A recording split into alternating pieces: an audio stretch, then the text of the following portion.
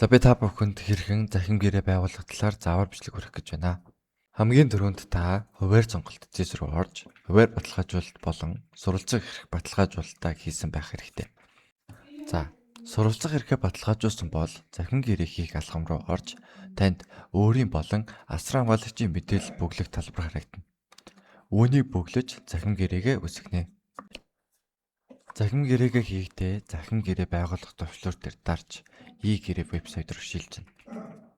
Үүний дараа өөрийн болон оруулсан асран хамгаалагчийн эрхээр нэвтэрч гэрээгээ баталгаажуулна.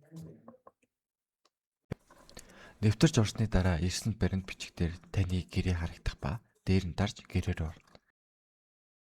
За гэрээнд гарын үсгээ зурхтаа гарын үсэг гэсэн төвчлөр дээр дарж бүглэнэ. Өөрийн мэдээлэлээ оруулахдаа дангаас мэдээлэл татах гэсэн төвчлөрийг дарж мэдээлэл мөн бүглэнэ.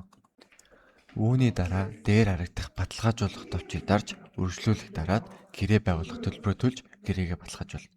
Хэрэв амжилттай гэрээгээ баталгаажуулсан бол зүүн буланд төлөв хэсэг дээр гарын үсэг зурсан болж харагдана. Өөрийн гарын үсэг мэдээлэлээ амжилттай баталгаажуулсан бол асар хамгаалагч мөн адил алхмаар өөрийн мэдээлэлээ бүглэж баталгаажуулснаар гэрээ байгуулах алхам амжилттай бүрэн баталгаажиж байгаа юм а. Хэрэв гэрээ үүсгэхдээ мэдээлэлээ буруу оруулсан тохиолдолд FTX-ийн вебсайт руу дахин орж буцаад товчлорыг дарснаар дахин гэрээ байгуулах талбар харагдана. За ингээд мэдээлэл шинээр зөв бүглэж гэрээгээ үүсгэх боломжтой болж байгаа юм а.